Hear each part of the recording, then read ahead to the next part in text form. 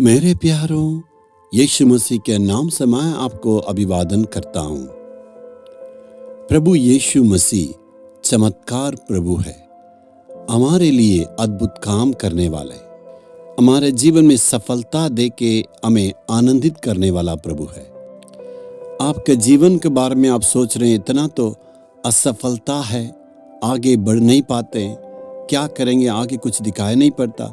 आपने तो बहुत कुछ कोशिश करके देख लिए, मनुष्यों के पीछे आपने बहुत कोशिश किया और इधर उधर की बातों में आप काम किए, परिवार के लिए और काम के लिए, अपने जीवन में आगे बढ़ने के लिए आपने बहुत कोशिश करके देखे, सफलता नहीं मिला।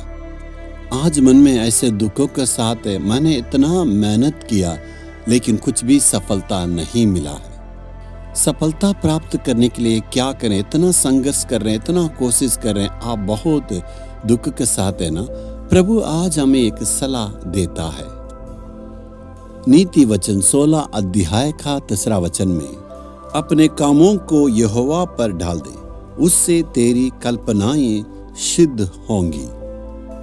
आपने बहुत कोशिश की है, ये कल्पना करते हैं, वो कल्पना करते हैं, इसे देखते हैं, उसे देख के बहुत आपने मेहनत किया है, ये काम करने के लिए वहां जाएं, ये जाएं, आपने नाना प्रकार से कोशिश की लेकिन कोई भी सफलता ना मिला।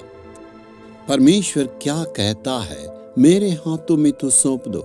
प्रभु से कहना, हे प्रभु, मैं अभी तक कोशिश किया लेकिन कोई सफलता ना मिला, तेरे हाथों में अर्पण करता हूं, तू सब कुछ देखने वाले हैं, तू ही मेरे लिए सफलता को लाना है। प्रभु आप कहते हैं प्रार्थना तो जरूर करना, साथ ही साथ हमें जो करना तो कोशिश जरूर करना है। इसमें कभी भी ये नहीं कहते हैं हमें तो कोशिश तो करना होगा, लेकिन ऐसे कोशिशों पर ध्यान देते रहेंगे, उसमें कभी भी आपको सफलता नहीं मिल सकता है। यदि आप परमेश्वर की आत्मा में अर्पण करेंगे तो प्रभु सफलता को जरूर लाएंगे। एक बार एक माता जी आई थी, अपने बेटा के बारे में कह रही थी, मैं अपने बेटा के लिए इतना दिन रात प्रार्थना करती हूँ लेकिन वो तो बातें नहीं मानता है, मनमानी करता है और मेरे लिए इतना दुख का कारण। मैंने कहा आप प्रार्थना करें तो वो कह रही थी, मैं प्रार्थना तो जरूर की लेकिन परिवर्तन नहीं है। बेटा को प्रभु के लिए अर्पण करना, मैं वो कह रही ठीक है मैं तो कर दी, नहीं, हे प्रभु तूने इस बेटा को दिया है, मैं तेरे लिए अर्पण करती हूँ। प्रभु तू ही सब कुछ संभालना, इसके बाद मेरे बेटे के बारे में चिंता नहीं करूंगी क्योंकि तूने इन बेटा को दिया है। ऐसे कह के आप बिल्कुल चिंता नहीं करना। पूरे दिल से परमेश्वर के पास अर्पण करने से परमेश्वर पूरा परिवर्तन को करेंगे।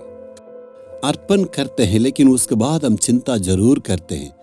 यदि हम अर्पण करने से हमें कहना है ना, हम परमेश्वर के हाथों में अर्पण कर दिए हैं, इसके बाद हम चिंता नहीं करेंगे, परमेश्वर पूरा संभाल के परिवर्तन करेंगे।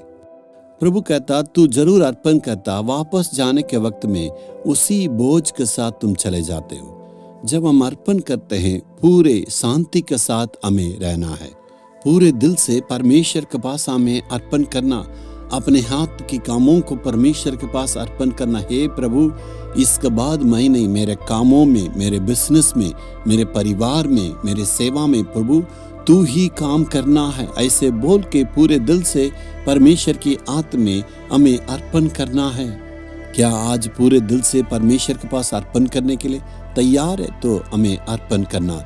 अक्सर अर्पण करके उसी बोझ के साथ वापस जाते हैं, प्रभु के चरणों में हम जाते हैं, हम प्रार्थना करते हैं, आंसुएं बहा के विनती करते हैं, वापस आने के वक्त में उसी बोझ को जहां उतार के रखना, वापस उसी को ले आते हैं, जैसे रखते हैं उसको वापस ले लेते हैं। प्रभु कहता है अपने बोझ को मुझ पर तुम्हें उंडेलना है।